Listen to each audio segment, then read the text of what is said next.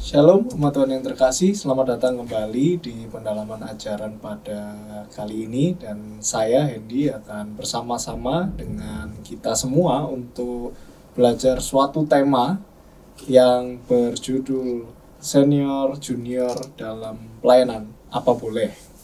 Nah, pada hari ini tentunya saya nggak sendirian, saya bersama dengan Pendeta Naning atau Kak Naning ya. Shalom Kak Naning. Shalom Hendy. Gimana kabarnya? Baik, sehat semua, Hendy juga Puji sehat. Tuhan. Ya, shalom Bapak Ibu, saudara-saudari. Apa kabar? Tahun baru ini ya, Ya, bulan tahun Januari. Semoga semangatnya masih baru. Tapi ini tayangnya Februari ya. Oh, Februari. Bulan kedua di Benar. Februari. Ya, semoga Minggu semua pertama. masih semangat ya. Yes, amin. Ya, thank you Kak Naning. Dan pada hari ini seperti yang saya tadi sempat sebutkan, kita akan membahas tentang senior dan junior. Ini mungkin jadi tema yang mungkin bisa jadi kita pernah merasakan dimanapun ya, nggak cuma di gereja, mungkin di masyarakat, di lingkungan, di komunitas kita atau dimanapun kita berada. Tapi kali ini kita khusus ya membahasnya tentang maksudnya di gereja gitu, di pelayanan kita, di komunitas kita, di gereja gitu. Nah, sebelum kita semua akan masuk untuk membahas lebih lanjut, mari kita berdoa bersama. Bapak yang baik, terima kasih untuk segala berkat yang Kau berikan bagi kami. Kami bersyukur pada saat ini kami boleh bersama-sama untuk membahas, untuk belajar bersama suatu tema mengenai senior junior ya Bapak. Kiranya Engkau sertai, Engkau berikan roh hikmat supaya kami boleh membahas tema pada hari ini dengan baik, dan kami boleh mendapatkan apa yang Engkau kehendaki untuk kami dengarkan, untuk kami lakukan di dalam kehidupan kami. Kiranya Engkau sertai kami ya Bapak, supaya kami boleh melakukannya di dalam kehidupan kami sehari-hari. Terima kasih Tuhan, terima kasih ya Bapak. Di dalam nama Tuhan Yesus kami berdoa. Amin. Oke, jadi pada hari ini kita bahas soal senior junior ya, yang mungkin seringkali kita sempat alami dalam kehidupan kita, apalagi kalau misalnya ya kita sebagai seseorang yang baru masuk atau nyemplung gitu ya di dalam suatu pelayanan misalnya atau dalam komunitas gitu. Apalagi kalau misalnya kita mungkin secara umur gitu itu mungkin masih muda atau cenderung masih muda atau dewasa muda gitu ya. Nah, ini ketemu dengan orang-orang yang mungkin sudah lama di situ, yang di komunitas itu, di pelayanan itu, yang mungkin bisa jadi membawa suatu nggak selalu masalah sih, tapi mungkin bisa jadi dinamika baru mungkin, sehingga ada pengaruh yang besar, kesenjangan itu tadi di dalam senior junior ini. Nah, tapi kita saat ini akan bahas lebih spesifik mengenai pelayanan kita di dalam gereja. Nah, sebenarnya gimana sih di gereja itu, apakah ada tempat untuk senioritas di dalam gereja, atau dalam ya tubuh Kristus ini kan di dalam kita berkomunitas gitu ya, dalam kita membangun gereja bersama ini, ada nggak sih senioritas ini? Nah, kita mau bahas bersama-sama dengan Kak Naning mengenai ini berdasarkan dari firman Tuhan. Gimana sih Kak kalau menurut firman Tuhan? Ya, jadi sebenarnya kalau saya menghayati dan secara umum di GKI tidak ada istilah dalam pelayanan itu dia senior, saya junior gitu. Saya senior, Hendy junior gitu ya. Nggak ada istilah. Kalau di GKI istilah itu sebenarnya nggak ada. Karena kalau di GKI itu yang lebih ditonjolkan adalah kerekanan. Yang lama ataupun yang baru, yang lebih lahir lebih dulu dan lahir kemudian itu bisa menjadi rekan gitu ya. Coba kita lihat sekarang apa yang dikatakan oleh Tuhan Yesus ya tentang hal ini dalam Injil ya. Karena Tuhan Yesus mengajarkan sesuatu yang sangat penting tentang bagaimana berelasi dalam pelayanan begitu ya. Kita membaca Matius 20 ayat 25 sampai dengan 28. Hendy bisa tolong baca? Boleh. Matius 20 ayat 25 sampai 28. Tetapi Yesus memanggil mereka lalu berkata, "Kamu tahu bahwa pemerintah-pemerintah bangsa-bangsa bertindak sebagai tuan atas rakyatnya, dan para pembesarnya bertindak sewenang-wenang atas mereka. Tidaklah demikian di antara kamu. Siapa saja ingin menjadi besar di antara kamu, hendaklah ia menjadi pelayanmu. Siapa saja yang ingin menjadi yang pertama di antara kamu, hendaklah ia menjadi hambamu. Sama seperti Anak Manusia datang bukan untuk dilayani, melainkan untuk melayani dan memberikan nyawanya menjadi tebusan bagi banyak orang." Ya. Jadi Matius 20 ayat 25 sampai 28 ini sebenarnya mengingatkan kita akan prinsip pelayanan yang sejati. Jadi kalau kita lihat di dalam ayat-ayat itu, Tuhan Yesus menyatakan bahwa di dunia ini pada umumnya ya, orang-orang besar itu berusaha menguasai dan memerintah yang kecil gitu ya. Dan Tuhan Yesus mau mengatakan kalau dalam prinsip kerajaan Allah tidak begitu. Jadi kalau dunia yang besar atau dalam bahasa tema kita yang senior itu punya kesempatan, punya peluang untuk menguasai yang kecil atau yang junior gitu ya. Tapi dalam prinsip kerajaan Allah yang diajarkan oleh Tuhan Yesus berkata, ini penting ya, ayat 26 sampai 27, siapa saja yang ingin menjadi besar di antara kamu, hendaklah ia menjadi pelayanmu. Ini kan konsep terbalik ya. Jadi besar tapi malah jadi pelayan. Ini kan jadi kecil malah ya. Siapa saja yang ingin menjadi yang pertama di antara kamu, hendaklah ia menjadi hambamu. Nah, ini prinsip kerajaan Allah yang diajarkan oleh Tuhan Yesus. Jadi kalau prinsip kerajaan Allah dalam pelayanan, tidak ada tempat untuk dominasi, untuk kekuasaan.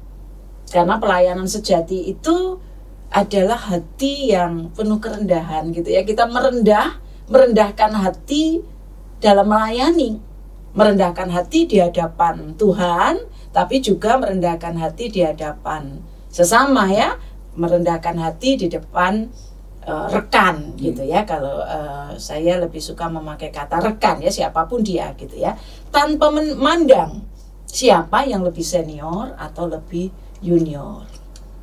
Nah, ini sebenarnya merupakan tantangan bagi kita untuk menumbuhkan semangat melayani dan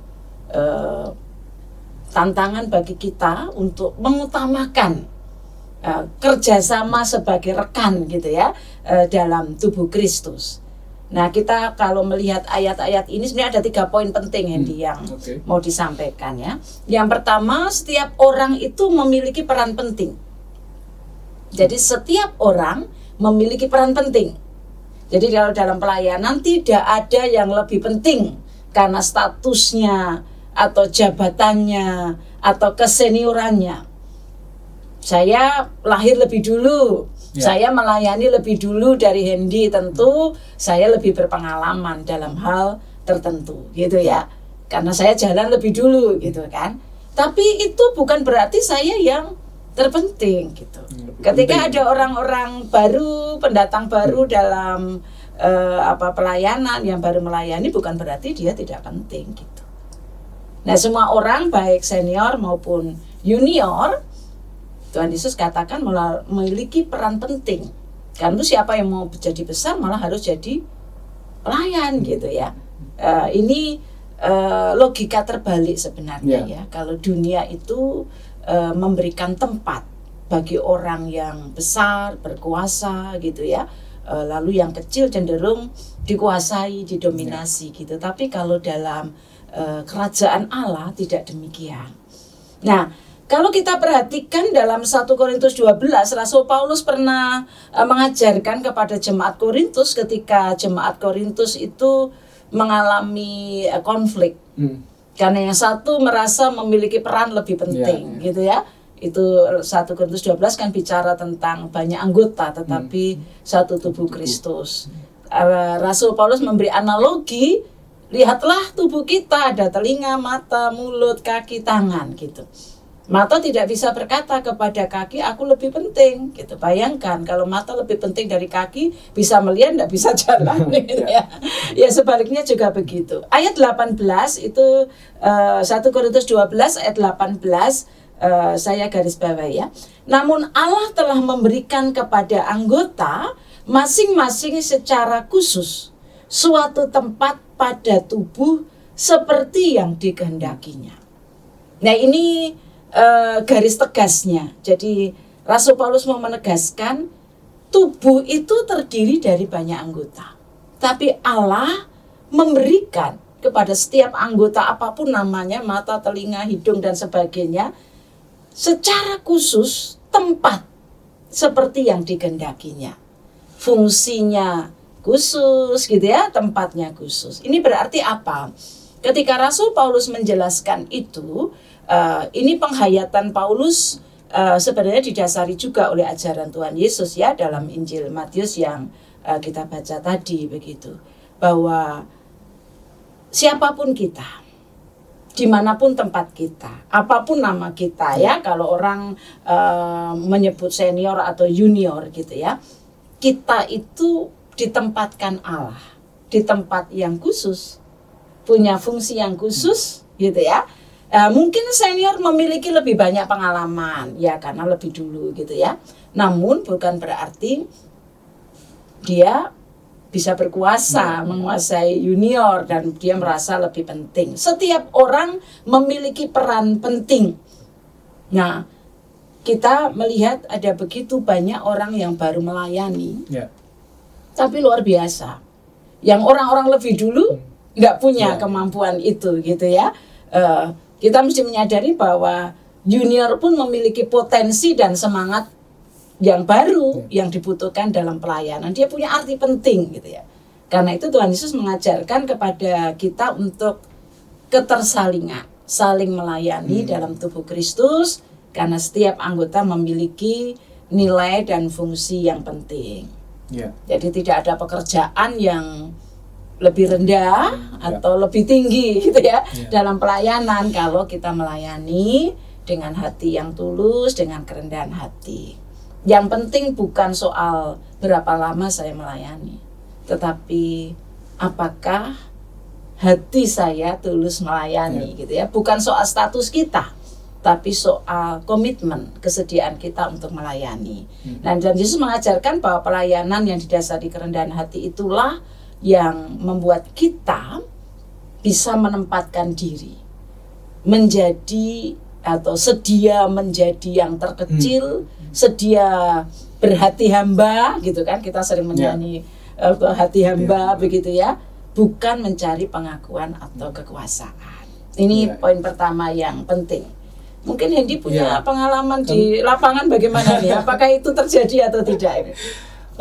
Kalau di lapangan ya, kalau lebih penting atau nggak penting, mungkin kalau saya kan pelayanannya lebih banyak mungkin di di pelayanan altar lah ya, pelayanan altar. Jadi pasti kelihatan itu yang melayani sebagai apa gitu. Mungkin ada yang melayani sebagai pemain musik, ada yang WL, ada yang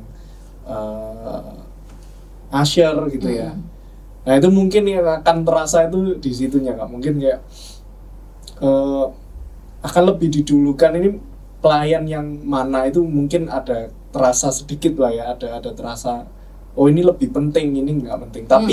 Tapi pada prakteknya sebenarnya kita berusaha untuk nggak seperti itu ya, semua ya harus sama gitu, diperlakukan sama. Bahkan kalau misalnya kita doa gitu ya, doa setelah melayani, kita nunggu semuanya untuk ngumpul untuk berdoa bersama gitu.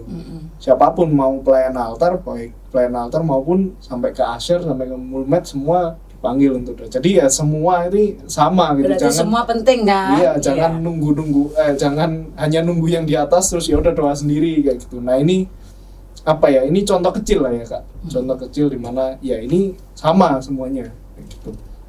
Dan tadi saya juga cukup tertarik dengan yang dikatakan Kak Naning adalah itu ayat Alkitab ya, di mana Tuhan itu sudah mendesain tubuh kita itu sedemikian rupa secara khusus, masing-masing anggotanya itu secara khusus.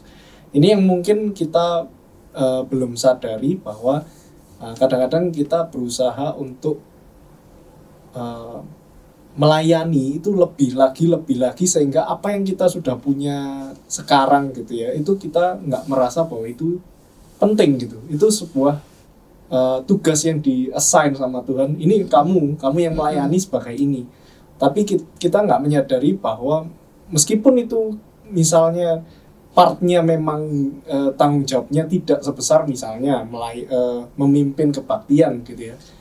Nah itu kita nggak melihat itu sebagai sebuah tanggung jawab yang khusus gitu dari Tuhan. Nah ini mungkin kita bisa refleksikan bahwa meskipun pelayanan kita itu kecil Kak, dalam artian tanggung jawabnya tidak sebesar itu, tapi kita harus melakukannya dengan maksimal, dengan baik gitu ya, dengan memperlakukan itu seperti ini tanggung jawab yang besar ini, jadi aku harus melakukannya secara maksimal gitu kan. Nah itu mungkin yang saya dapat dari poin pertama gitu kan. Iya, iya. Jadi sebenarnya kalau di GKI ya, penghayatan bahwa setiap orang punya fungsi dalam jenis atau bentuk pelayanan yang berbeda itu sangat kental gitu ya. Jadi kalau Hendy memberi contoh pelayan altar gitu ya, menjadi worship leader atau menjadi liturgos dengan usher, ya itu sama-sama pentingnya. Itu orang tahu menghargai itu. Tapi mungkin dalam lapangan ya, saya sih tidak terlalu banyak melihat, tapi mungkin hanya penghayatan personal yang jelas bukan sistemik ya. Ada orang yang merasa lebih dulu melayani, ya mungkin usianya ya memang karena lahir lebih dulu begitu ya, merasa lebih tahu ya, lebih punya banyak pengalaman hingga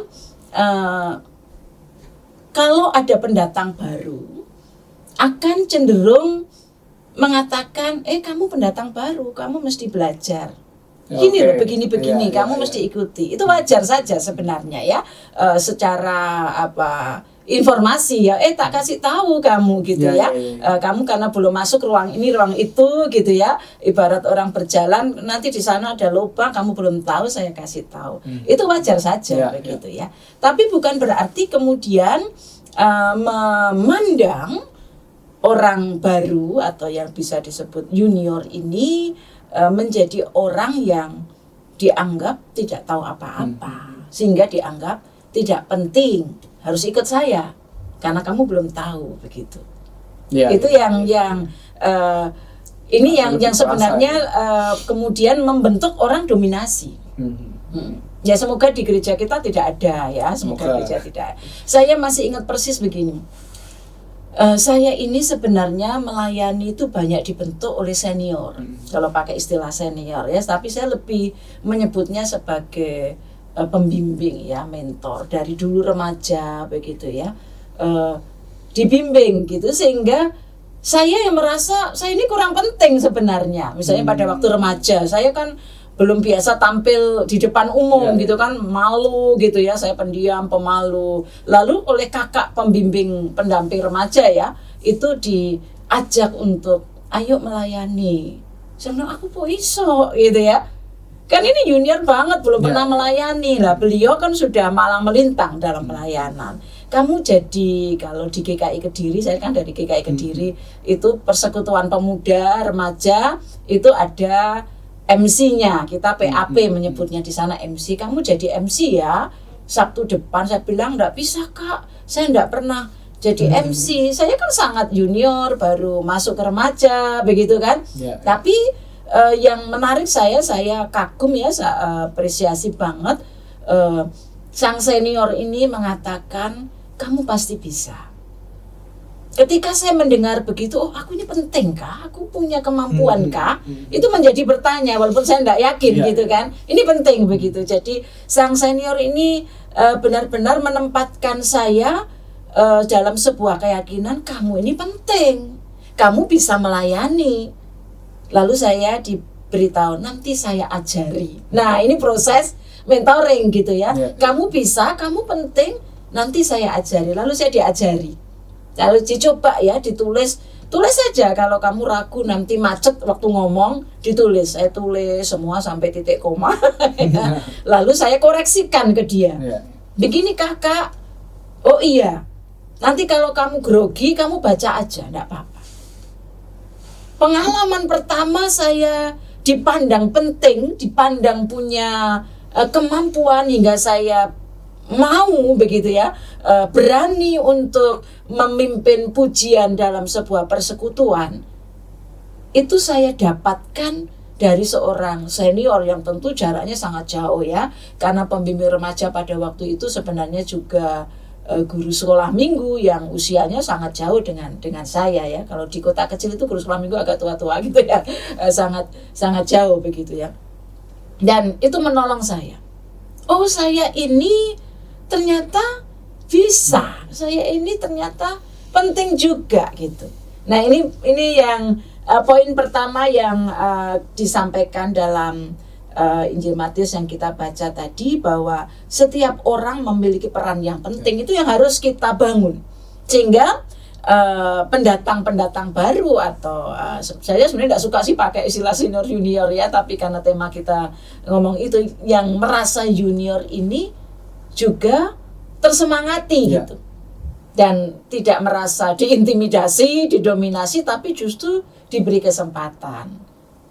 Kalau seseorang merasa penting kan akan semakin, oh iya aku akan berkontribusi gitu kan, akan mengeksplor apa yang dia maui. Tapi persoalannya Hendy, tidak semua orang yang senior itu bisa. Benar.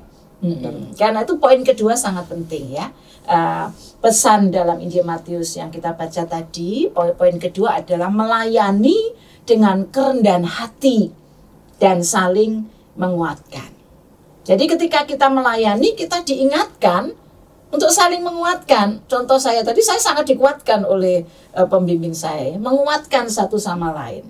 Tidak ada satupun yang lebih penting daripada yang lain, karena kita semua adalah anggota tubuh Kristus yang saling membutuhkan.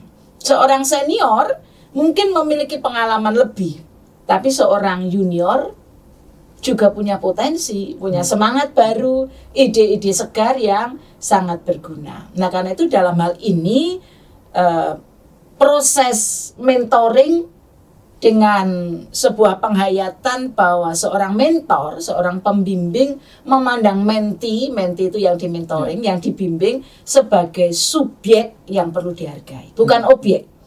Ngerti ya? Subjek bukan objek. Jadi kalau saya membimbing Hendy, maka saya memandang Hendy sebagai subjek. Itu berarti saya menghargai Hendy. Saya melihat, saya menggali Hendy punya apa secara personal gitu ya. Oh, Hendy punya kemampuan apa, saya hargai. Dan Hendy punya kreativitas apa. Jadi saya tidak mendikte Hendy, saya punya pengalaman memang begitu ya. Tapi saya akan memberikan kesempatan kepada Hendy untuk ayo explore lah kemampuanmu. Berarti lebih ke membantu explore. Nah, membantu mengeksplor. Hanya memang mungkin ada hal yang karena saya lebih berpengalaman, Hendy mungkin satu kali bisa melakukan sesuatu yang enggak tahu. Nah, itu saya perlu beritahu gitu ya. Tetap ada unsur berbagi atau sharing informasi, ya sharing pengalaman itu perlu, siapa tahu bisa belajar dari situ. Tapi bukan soal yang junior itu mesti menjiplak yang senior gitu. Enggak, Hendy harus jadi diri Hendy sendiri. Jadi kalau saya ini kan banyak berkecimpung di dunia mentoring ya, saya berhadapan, kalau istilahnya berhadapan membimbing para junior, calon-calon pendeta secara khusus itu banyak gitu. Tapi saya juga punya pengalaman dibimbing. Sejak tadi saya bilang, sejak saya remaja saya merasakan dibimbing dan kebetulan Tuhan hadapkan saya, perjumpakan saya dengan para pembimbing yang baik, yang membuat saya punya keyakinan, oh aku ini ya penting, gitu. Oh aku ini ya iso, gitu ya. Saya ini juga bisa. Mereka menjadi mentor yang sangat rendah hati, yang sangat menguatkan, sangat mengapresiasi, ya sangat memberikan dukungan, semangat. Saya tidak lupa itu begini. Ini cerita sharing dikit ya, betapa peran seorang pembimbing yang seorang senior yang merendahkan hati, menguatkan itu berdampak banyak untuk kemajuan pendatang baru ini gitu ya, junior yang kayak di dalam bahasa saya agak dipaksa untuk bertumbuh, membangun diri lebih cepat gitu. Saya ketika awal ya masuk dalam pelayanan, dipersiapkan menjadi pendeta, saya berjumpa dengan para pendahulu gitu ya, rekan-rekan pendeta yang lebih dulu melayani. Dan sebenarnya dulu zaman saya belum ada istilah kamu mesti dimentoring oleh si A, si B, enggak. Tetapi kebetulan dalam rekan, karena saya sudah dicemplungkan diajak untuk melayani di bidang pelayanan yang itu memang para senior yang hebat-hebat di situ. Jadi sangat terbalik dengan saya ini baru lulus, culun gitu, belum banyak tahu tentang medan pelayanan begitu ya. Lalu dimasukkan di medan pelayanan, waktu itu namanya komisi teologi, yang berjumpanya dengan para senior, dulu misalnya kalau Hendy kenal ya Pak Pendeta Pipi Agus Dali, pernah kenal ya, sekarang sudah ada di luar negeri. Pak Pendeta Yohanes Bambang Mulyono, Pak almarhum Pak Pendeta Hendra Buana, almarhum Pak Pendeta Daniel Nugroho, papanya Pak Martin itu. Jadi orang-orang hebat di komisi teologi. Aduh, saya mateng aku. Aku ini sopo gitu. Jadi itu tugasnya apa? Mempercakapi calon-calon pendeta. Jadi membimbing mereka. Dan saya ini orang yang masih harus dibimbing. Tapi saya masuk di komisi itu begitu. Saya merasa aduh tersesat saya ini. Rasanya bukan di sini tempat pelayanan saya. Ini kan para senior yang hebat-hebat. Dan tugasnya itu mempersiapkan calon-calon pendeta, saya sendiri masih junior gitu. Tapi yang luar biasa adalah mereka meyakinkan saya begini. Kalau Tuhan menempatkan kamu di sini, itu tidak kebetulan. Tenang aja. Kamu bisa belajar di sini. Apa yang kamu bisa lakukan? Jadi awal-awal di sana itu saya belajar, mendengarkan. Gimana sih caranya melakukan percakapan? Gimana caranya membimbing orang? Dan disitulah saya dibimbing. Mereka enggak membimbing, kamu harus begini, 1, 2, 3, enggak. Tapi dari keseharian pengalaman pelayanan bersama, mereka sangat menghargai saya yang junior ini seperti rekan yang sama dengan mereka, hingga saya punya kesempatan. Nah ini menjadi penting, seorang senior yang melayani dengan kerendahan hati, mereka melakukan mentoring begitu ya, dengan menguatkan, memberikan semangat, mereka memberikan change ya, memberikan peluang bagi junior untuk berkembang menurut ya dirinya seperti apa. Nah kebetulan saya dalam pengalaman pelayanan di GKI dibentuk seperti itu, Hendy. Jadi maka saya bilang kalau di GKI itu tidak ada senior junior yang mendominasi begitu. Saya dicemplungkan, diajak melayani di BPMS juga begitu. Saya paling kecil, perempuannya cuma 2, yang satu senior, satu saya yang masih baru ditapiskan. Teman-teman saya om-om ya, sudah dokter-dokter, pengalamannya pelayanan di luar negeri, jabatannya di organisasi luar negeri, lulusan luar negeri. Saya sampai bilang mateng aku. Tapi yang luar biasa adalah mereka sangat merendahkan hati. Dan ini penting begitu. Dan ternyata itu cara Tuhan membentuk saya. Cara Tuhan membentuk saya untuk saya memacu diri. Ketika berjumpa ya, berinteraksi dengan orang-orang yang begitu luar biasa ini kan, saya kan tidak boleh, ya wes aku gini aja. Saya harus memacu diri, harus belajar, harus banyak mendengar begitu kan. Dan mereka bilang, kamu explore kemampuanmu apa? Diberikan kesempatan belajar. Itu cara Tuhan membentuk. Nah itu yang saling mendengarkan, saling berbagi ruang ya, saling memberi kesempatan. Itu konsep dalam pelayanan yang sejati. Jadi dalam kerendahan hati itu senior tidak merasa lebih besar, tidak merasa lebih penting, tapi justru bertanggung jawab untuk memberi contoh, memberi kesempatan kepada junior agar junior itu makin berkembang melayani. Itu orang tidak takut melayani. Iya. Dan saya kira maksudnya untuk memberikan kalau bertanggung jawab untuk memberikan kesempatan seperti itu tuh kayaknya itu justru itu bentuk melayaninya itu seperti itu kayak untuk melayaninya kan tadi di ayatnya yang di Matius ya, kalau mau jadi yang paling besar ya hendaklah ia melayani gitu. Kalau saya tangkapnya adalah justru ketika dia memberikan waktu, tenaga dan pikirannya untuk jadi mentor seperti itu ya, membimbing gitu. Nah itu justru bentuk melayaninya mereka gitu. Dan sebenarnya saya juga produk dari ini sih Kak, bimbingan teman-teman yang di atas saya gitu ya. Mungkin saya bisa sampai sekarang, puji Tuhan diberi kesempatan untuk melayani sampai sekarang, itu semua sama sih, itu produk dari melayani. Saya orangnya kan sebenarnya nggak bisa ngomong di depan umum, apalagi kayak gini ngomong di depan kamera gini, nggak banget gitu. Tapi ketika saya diberikan kesempatan terus-terusan gitu ya, waktu saya dari remaja gitu, itu saya baru keluar gitu, oh berarti bisa sih sebenarnya, bisa gitu. Justru disitulah saya banyak explore dan sampai sekarang puji Tuhan melayani gitu. Dan saya bersyukur maksudnya at least di angkatan saya, di atas saya 1, 2 tahun, 3 tahun itu teman-teman yang cukup suportif sih.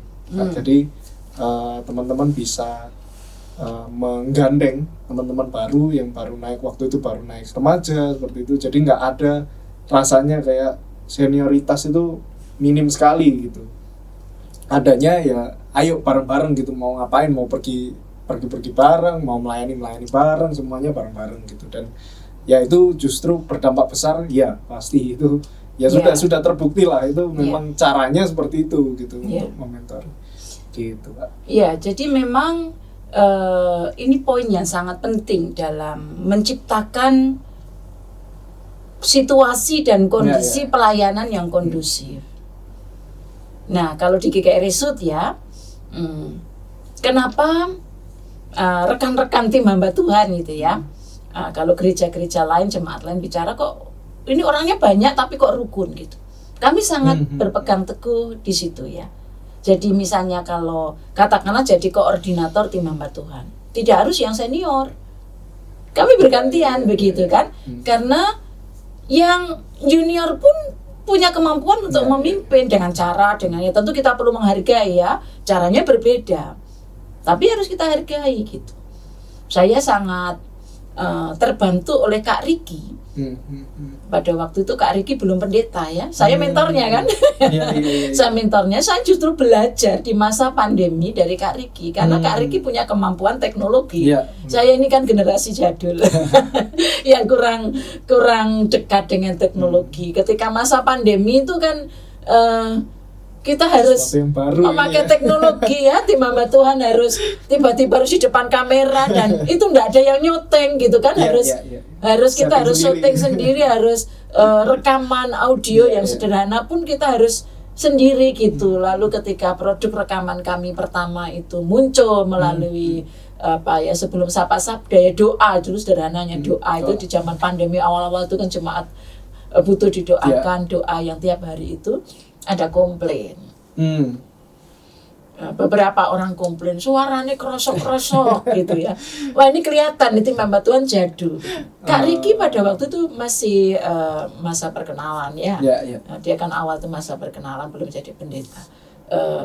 Kak Riki memberikan ide yang baik menurut saya ya kepada tim hamba Tuhan. Dia mengatakan ya mesti diedit, mesti pakai alat yang meredam meredam ini, lalu dia berikan rekomendasi ini loh, belilah satu alat yang supaya suaranya tidak krosok begitu kan, tidak enak didengarkan, lebih jernih gitu.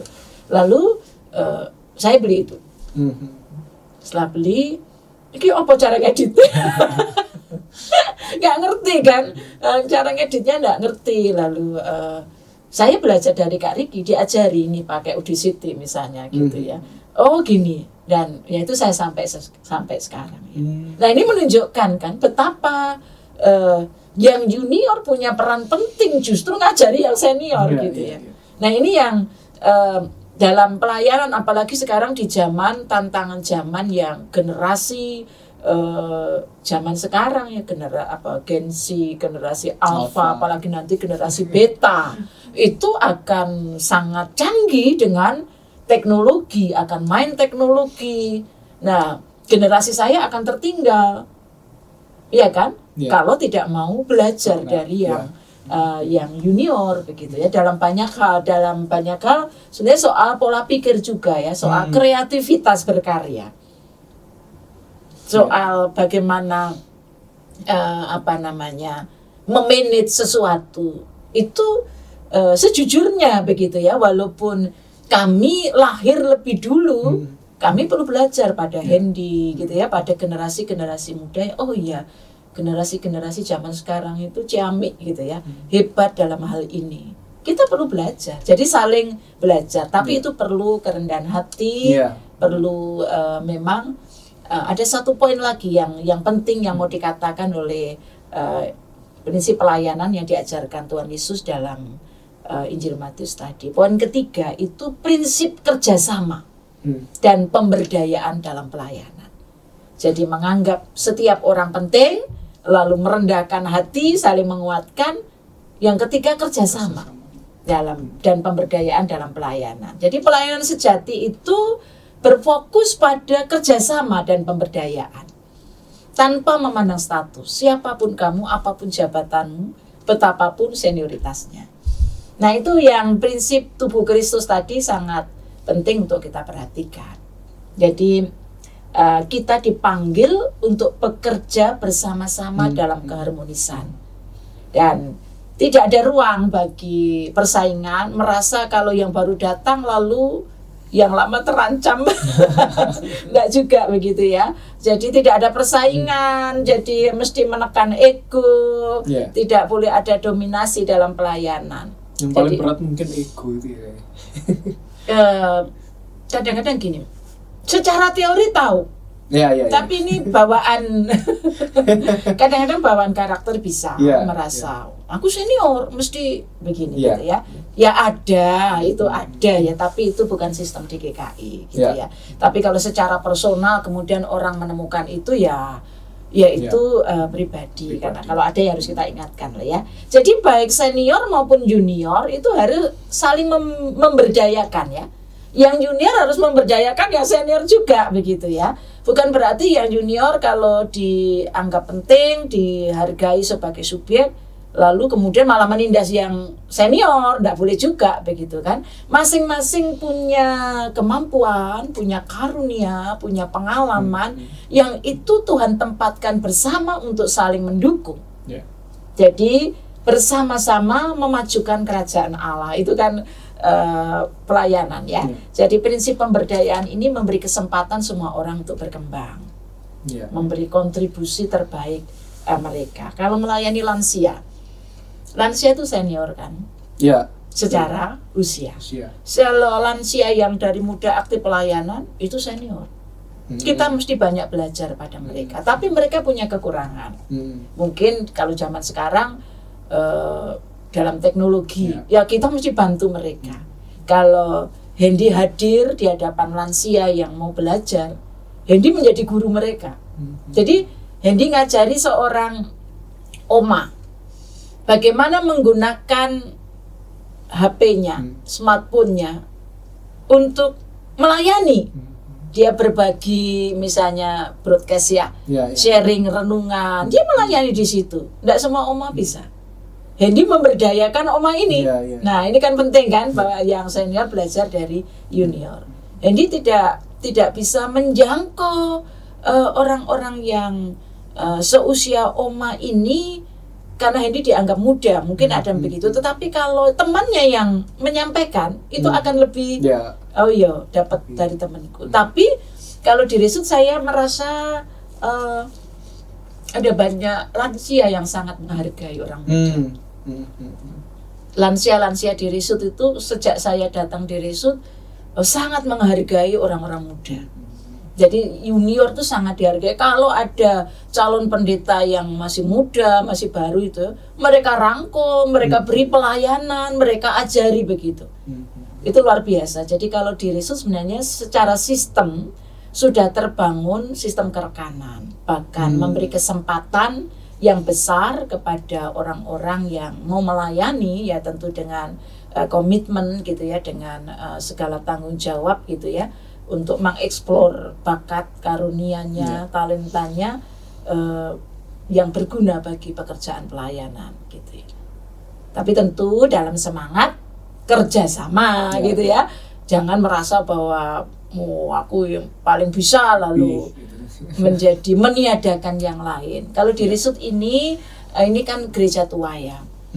Saya katakan gereja tua karena memang secara usia kita sudah tua, tapi juga banyak anggota jemaat yang berusia senior. Jadi kita mesti memahami juga begitu ya, mereka seperti apa. Ketika Hendy mau melayani para senior yang secara usia senior ini, Hendy perlu belajar menyelami secara psikis mereka seperti apa, didekati dengan seperti apa. Mereka sangat senang gitu. Mereka akan sharing, zaman dulu Cuk. Mereka akan bilang begitu ya, begini begitu. Ya, bagaimana mendengarkan mereka bercerita panjang dan sebagainya. Tapi dari situ Hendy akan melihat, oh ternyata masih ada potensi yang bisa dikembangkan dari oma atau opa ini untuk bekerja sama dalam pelayanan. Jadi akan saling melihat begitu Hendy. Dan kalau dari yang saya tangkap barusan, saya bersyukur sih Kak. Maksudnya di Resut ini ya, khususnya di Resut semangatnya itu minim banget untuk masalah senior junior gitu ya, merasa yang lebih tinggi lebih penting itu minim, sehingga banyak ruang buat kita, apalagi orang-orang nggak cuman orang muda ya, mungkin orang yang baru hadir di Resut melayani seperti itu ya, itu mungkin merasa akan lebih diterima gitu, karena semangatnya dari awal memang seperti itu, cukup baik untuk menerima rekan-rekan baru gitu. Nah, jadi kalau kita boleh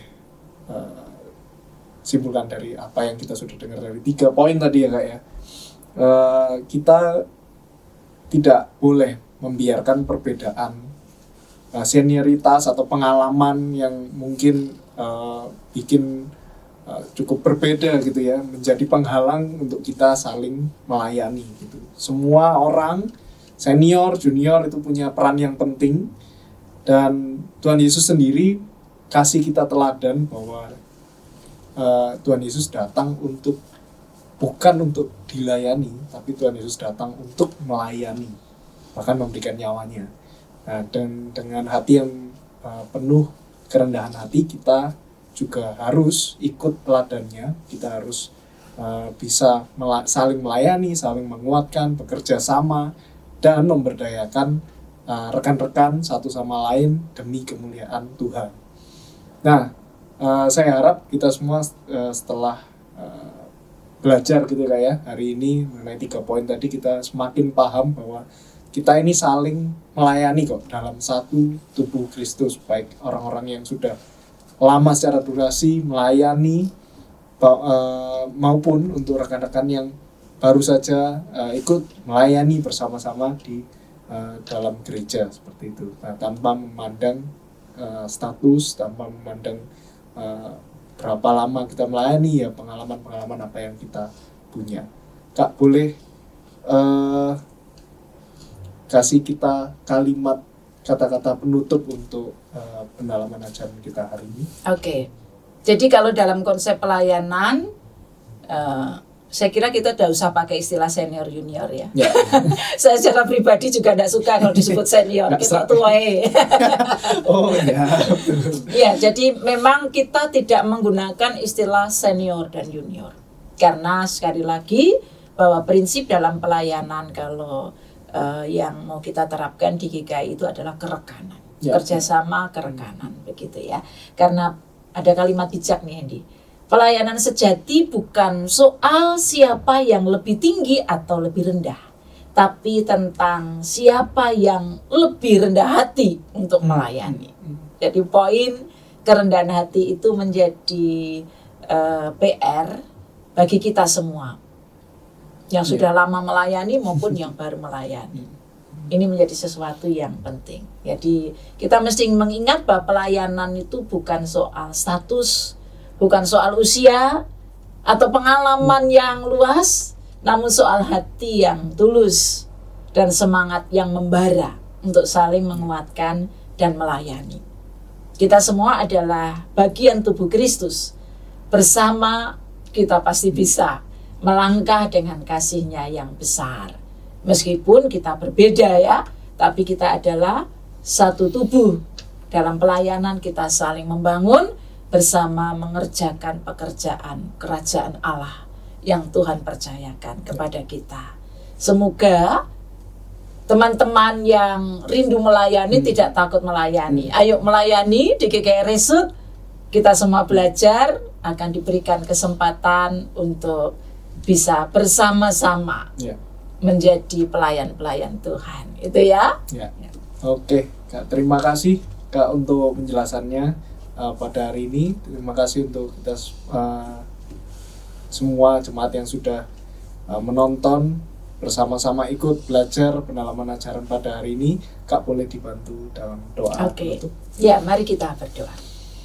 Bapa Surgawi, kami bersyukur kalau Engkau selalu memberi kami kesempatan untuk melayani Tuhan.